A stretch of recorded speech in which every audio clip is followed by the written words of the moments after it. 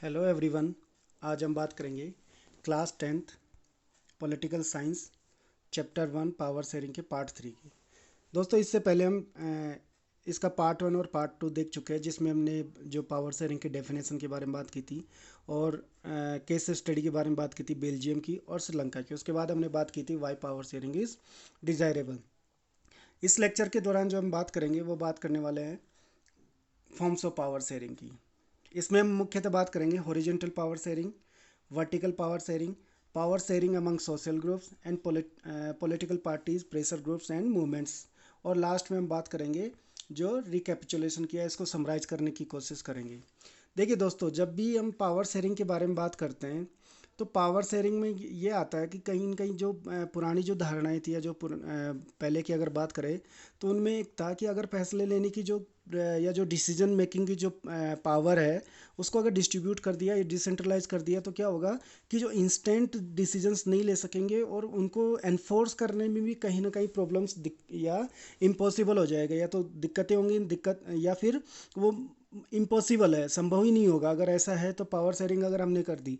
लेकिन हम बात कर रहे हैं डेमोक्रेसी की। पिछले साल भी हमने डेमोक्रेसी के बारे में बहुत कुछ पढ़ा था। तो उसमें अगर हम देखें तो जो डेमोक्रेसी का जो बेसिक प्रिंसिपल है वो कहता है कि जो पावर है, ठीक है, पावर जो है वो टोटली किस में है, पीपल में। यानी कि people are the source of the power. जो लोगों जो जनता है या जो पीपल है वो पावर्स का सोर्स है। यानी कि जो सारी पावर डायरेक्टली और इनडायरेक्टली किसके हाथ में होती है, जनता के।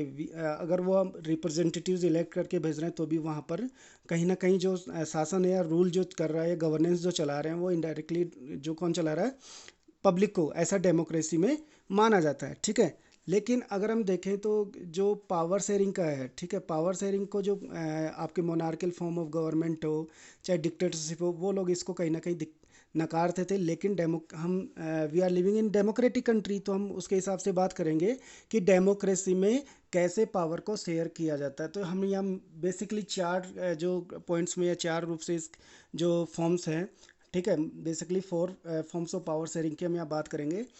तो आइए शुरू करते हैं। पहला है power share among different organs of the government. ठीक है दोस्तों, हमने जो गवर्नमेंट है, government there are the three organs of the government. Okay, we discuss about it already in class ninth also. तो इसके हमने बात की थी कि जो ऑर्गन्स है गवर्नमेंट के वो कौन कौन से होते हैं। एक होता है आपका लेजिस्लेचर, एक एग्जीक्यूटिव और तीसरा एक होता है आपका जुडिशरी। अब यहाँ पर इनके वर्क के बारे में बात कर लेते हैं हम थोड़ा सा। लेजिस्लेचर का जो काम होता है वो क्या होता है, लॉ मेकिंग का।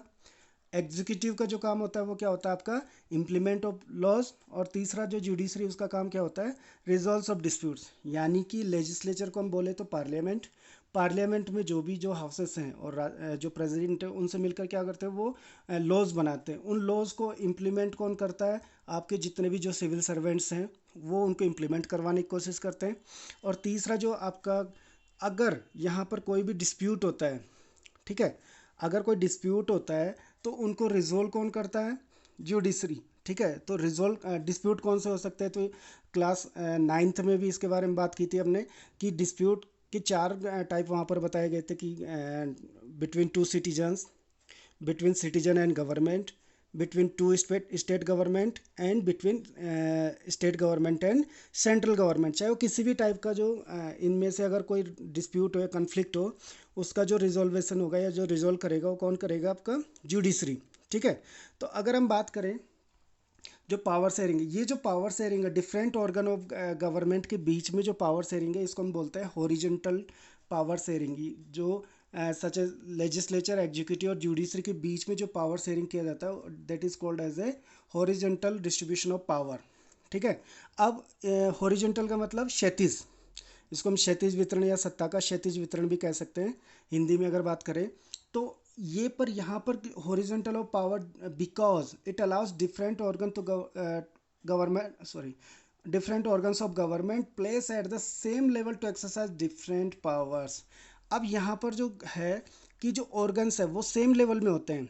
ठीक है, अब जो सेम लेवल है वहाँ पर अगर हम देखें पावर को शेयर किया जाता है, इससे क्या होता है कि हमारे जो एग्जीक्यूटिव है, अगर हम बात करें हमारी जो एग्जीक्यूटिव है वो उस पावर का यूज़ करती है, लेकिन वो किसके अंडर में होती है, पार्लियामेंट के। ओके। और जो न्यायपालिका या जुडिशरी जो है उसके जो मेंबर्स हैं उनकी नियुक्ति कौन करती है? एग्जीक्यूटिव या कार्यपालिका। और पर कार्यपालिका ही जो है वो आपके जो सॉरी न्यायपालिका जो है वो कार्यपालिका या लेजिस्लेचर एग्जीक्यूटिव और विधायिका या लेजिस्लेचर पर क्या करती है? उनके जो कानून उसके जो उनके द्वारा जो लॉज बनाए गए हैं उन पर कंट्रोल करती है। ओके, इसी को हम क्या बोलते हैं? Check and balance system. इसी को क्या बोलते हैं हम लोग? Check and balance system. यानी कि इसको समझने की कोशिश करो एक बार फिर दोबारा देखिए। Each organ checks the others. This results in a balance of power among various institutions. Ministers and government officials exercise power. They are responsible to the parliament or state assemblies.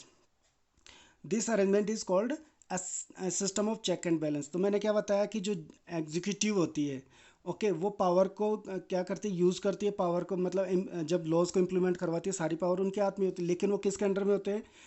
Parliament के।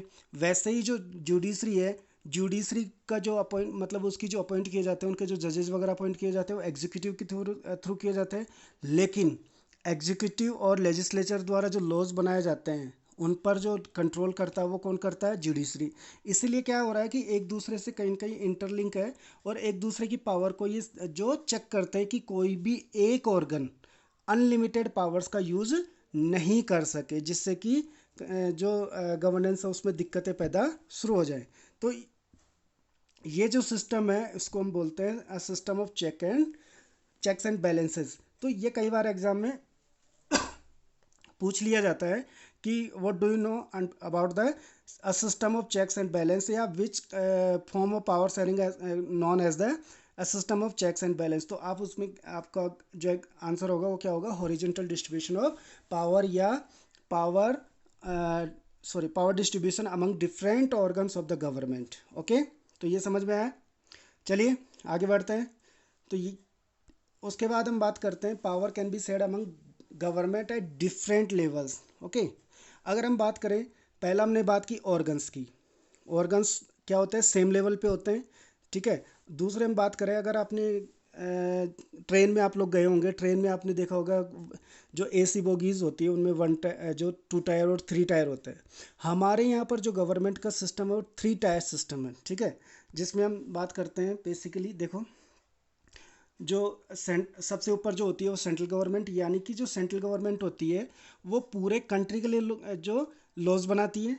State government होती है, उसके नीचे जो different different states के लिए उनकी जो लेजिस्लेचर जो असेंबलीज होती है वो उस पर्टिकुलर स्टेट के लिए लॉज बनाएंगी।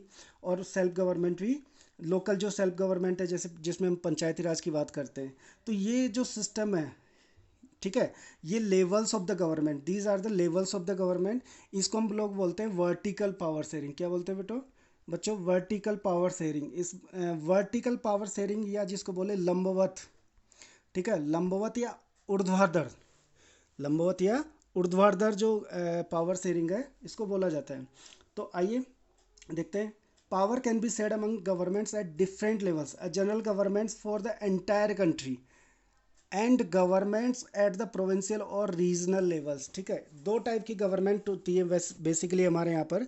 एक होती है जो पूरे कंट्री के लिए होती है, और एक होती है जो प्रोविंशियल जो हैं उनके लिए, या रीजनल जो गवर्नमेंट होती है, स्टेट गवर्नमेंट जिसको हम लोग बोलते हैं हमारे यहाँ पर इंडिया में, जो उसको क्या बोलते हैं हम लोग? State government. तो such a general government for the entire country is usually federal government. ठीक है, जो पूरी कंट्री के लिए जो होती है उसको हम क्या बोलते हैं? Federal government. In India we refer to it is as the central और यूनियन गवर्नमेंट। इसी को हम सेंट्रल और यूनियन गवर्नमेंट के भी नाम से जानते हैं। यानी कि अगर आपसे कोई बोले कि फेडरल गवर्नमेंट या सेंट्रल गवर्नमेंट और यूनियन गवर्नमेंट सभी एक ही है। ओके, उसके बाद the governments at the provincial और रीजनल लेवल। ठीक है, जो रीजनल लेवल की जो है उनको हम बोलते हैं are called by the different names in different countries. In India we call them the state government. ये अलग अलग कंट्री में अलग अलग नाम से जाने जा सकते हैं, लेकिन हम लोग जो इसे बोलते हैं इंडिया में जो बोलते हैं वो बोलते हैं स्टेट गवर्नमेंट या राज्य सरकार। ठीक है, तो पहला हमने देखा था ऑर्गन्स के बीच में, दूसरा हमने देखा different levels of the government के बीच में। अब यहाँ पर जो हम बात करेंगे केंद्र जो पावर डिस्ट्रीब्यूशन की, जो अगर हम बात करें कि इनमें जो पावर डिस्ट्रीब्यूशन का जो सिस्टम होता है वो कहाँ पर होता है, तो ये हमारे कॉन्स्टिट्यूशन में क्लियरली मेंशन होता है। आगे जब अगले चैप्टर में हम बात करेंगे तो वहाँ पर जो लिस्ट्स के बारे में बात करेंगे, जो सेंट्रल लिस्ट है उसके बारे में, स्टेट लिस्ट और कॉन्करेंट लिस्ट के बारे में बात करेंगे, और जो पावर शेयरिंग सिस्टम है इंडिया का उसके बारे में अगले चैप्टर में हम बात करेंगे। अभी आपको सिर्फ इतना समझना है कि हम पावर को यहाँ पर 3 डिफरेंट लेवल्स पे भी हम शेयर करते हैं। पहला आपका जो सेंट्रल गवर्नमेंट, ठीक है, दूसरा आपका स्टेट गवर्नमेंट, और तीसरा आपका लोकल और सेल्फ गवर्नमेंट होती है। ओके, इनमें हम सब पावर को शेयर कर सकते हैं। ठीक है, आइए तीसरा जो power distribution form of power distribution है वो है पावर में also be shared among different social groups. Power को हम डिफरेंट सोशल ग्रुप्स में भी जो क्या कर सकते हैं, जो शेयर कर सकते हैं, सच एज द रिलीजियस। अब डिफरेंट सोशल ग्रुप्स कौन से होंगे, जैसे कि हमने बेल्जियम और श्रीलंका में बात की थी, रिलीजियस ग्रुप्स हो सकते हैं, लिंग्विस्टिक ग्रुप्स हो सकते हैं। ओके, और एक इसका सबसे जो सटीक एग्जांपल हमने देखा था वो देखा था बेल्जियम में, जो कम्युनिटी गवर्नमेंट है, जो डिफरेंट डिफरेंट जो कम्युनिटीज़ थी, डिफरेंट डिफरेंट लिंग्विस्टिक जो कम्युनिटीज़ थी, उनके जो राइट्स है, उनके जो डिमांड्स को कई सप्रेस ना कर सके, इसलिए उन्होंने क्या वहाँ पर किस सिस्टम को फॉलो किया था जिसको हम बेल्जियम मॉडल के नाम से जानते हैं। उन्होंने एक नई फॉर्म ऑफ गवर्नमेंट बनाया था जिसको हम बोलते हैं कम्युनिटी गवर्नमेंट। उसमें क्या आता है कि जो पर्टिकुलर कम्युनिटी है उसकी जो डिमांड्स है, उनकी जो डिजायर्स है, उनको वो क्या कर सकते थे, रेज कर सकते थे, इसलिए वहाँ पर ये बनाए गए। तो इसका सबसे सटीक एग्जांपल जो पावर शेयरिंग का वो बेल्जियम की कम्युनिटी गवर्नमेंट हो सकती है। Okay, in some countries there are constitutional and legal arrangements whereby socially weaker section and women are represented in the legislature and the administration। अब कई बार होता है कि होता क्या है, जैसे कि सपोज दैट किसी कंट्री में क्या होता है ना कि मान लीजिए मेजोरिटी में जो लोग हैं, जैसे श्रीलंका की हमने बात की थी, वो माइनॉरिटी के जो राइट्स है या माइनॉरिटी में कई बार होता है कि उनको रिप्रेजेंटेशन नहीं मिल पाए।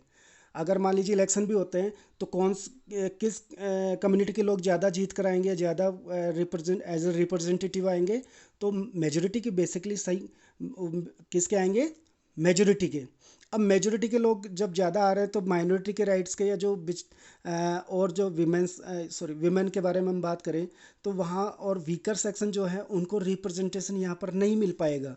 इसलिए अधिकतर जो कई बहुत सारी कंट्रीज़ है जिन्होंने क्या किया है, उन लोगों को भी सही प्रकार से रिप्रेजेंटेशन मिले। ओके, एक प्रॉपर रिप्रेजेंटेशन मिले, प्रोपोर्शनल रिप्रेजेंटेशन मिले, इसलिए वहाँ पर क्या किया गया, उनके जो कॉन्स्टिट्यूशनल अरेंजमेंट किए गए या लीगल अरेंजमेंट किए गए ताकि जो वीकर सेक्शन है या विमेन जो हैं उनको लेजिस्लेचर और एडमिनिस्ट्रेशन में जो सही प्रोपोर्शन में रिप्रेजेंटेशन मिल सके। ओके, अगर हम बात करें माइनॉरिटीज़ की तो माइनॉरिटीज़ में को भी इसी बेस पर क्या किया जाता है, यहाँ पर पावर शेयर की जाती है, जिससे कि उनके जो राइट्स है, उनकी जो डिमांड्स है, उनकी जो डिज़ायर्स है, उनको सप्रेस ना किया जा सके। जैसा कि हमने क्या देखा था, बेल्जियम में हमने देखा था, बेल्जियम में हमने देखा था कि जो डचेज है और फ्रेंच जो कम्युनिटी थी, वहाँ पर एक तरफ पूरी कंट्री में अगर देखें तो डच स्पीकिंग कम्युनिटी मेजोरिटी में थी, लेकिन फ्रेंच स्पीकिंग कम्युनिटी जो थी उसको भी वहाँ पर इक्वली रिप्रेजेंटेशन देकर उनका क्या किया गया, उनके राइट्स को सिक्योर किया गया था। ठीक है, सेम वैसे ही जो कैपिटल सिटी थी ब्रसेल्स, वहाँ पर अगर हम देखते हैं तो वहाँ पर हम देख रहे थे कि जो फ्रांस था, फ्रेंच स्पीकिंग जो कम्युनिटीज़ थी उनका वो मेजोरिटी में थे, लेकिन वहाँ पर भी डच स्पीकिंग कम्युनिटी को भी पूरा रिप्रेजेंटेशन दिया गया ताकि वो वहाँ पर उनके राइट्स का भी जो सप्रेशन ना हो।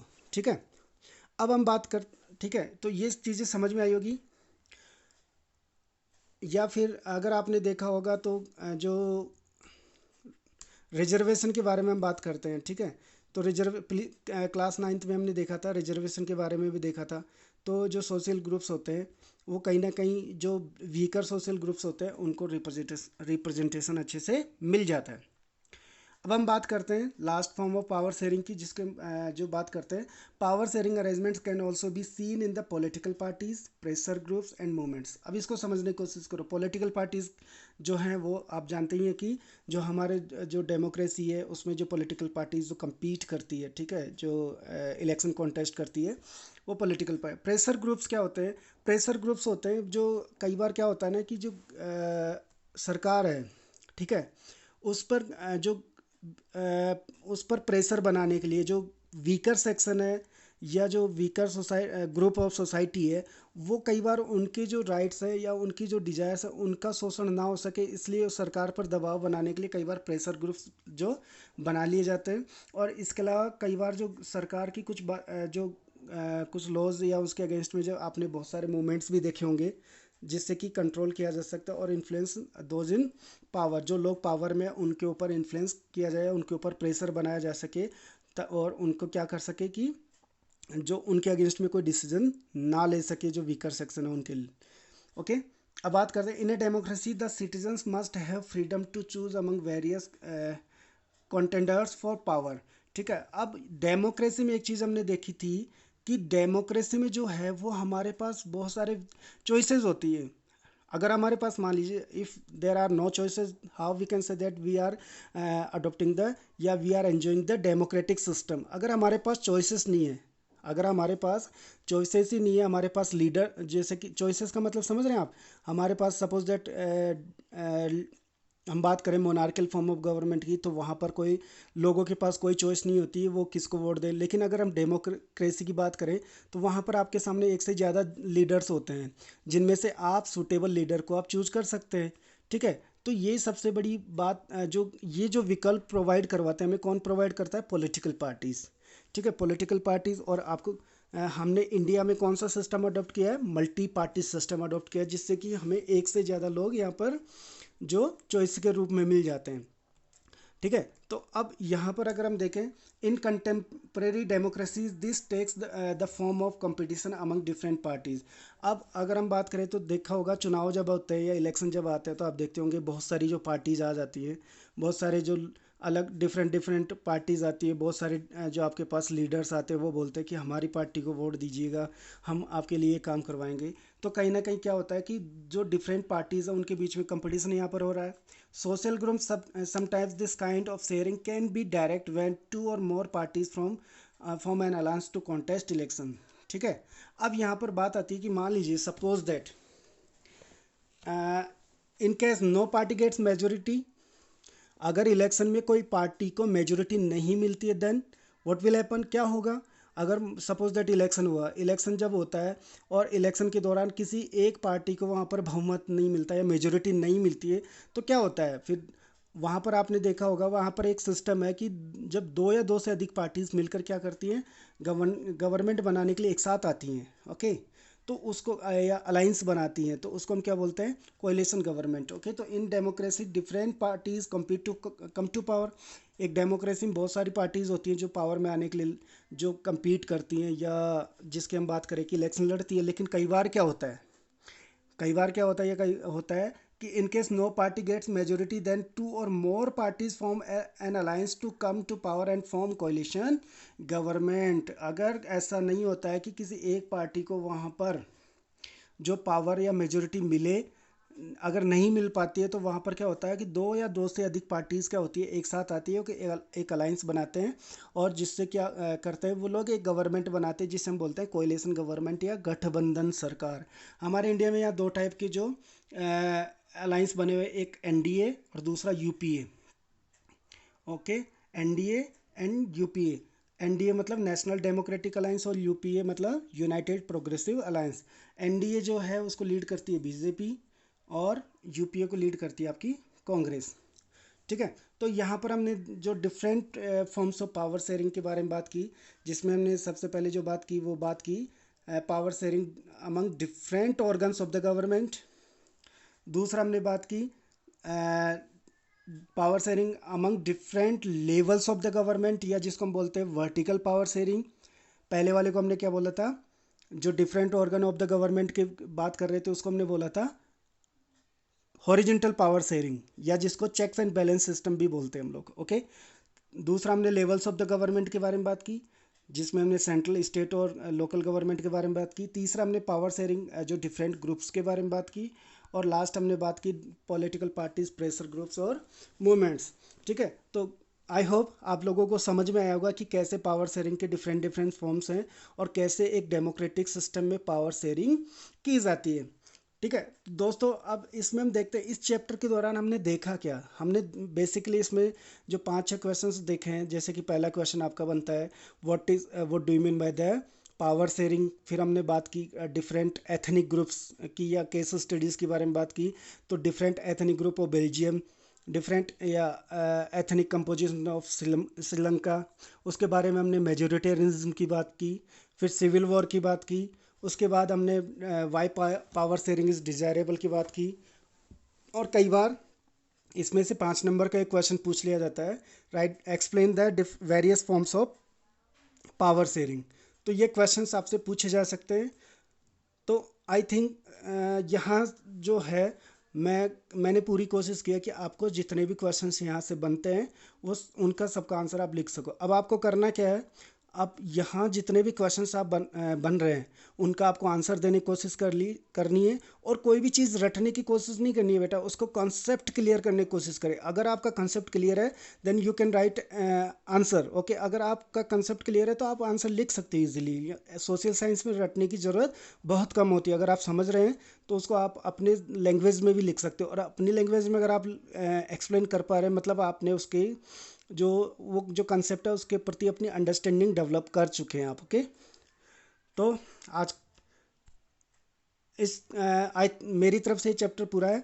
आपको अगर कोई डाउट हो प्लीज़ कमेंट बॉक्स में कमेंट कीजिए, और मैं कोशिश करूँगा कि आपके कमेंट को पूरा जो आपकी जो प्रॉब्लम है उसको सॉल्व कर सकूँ। Thank you very much.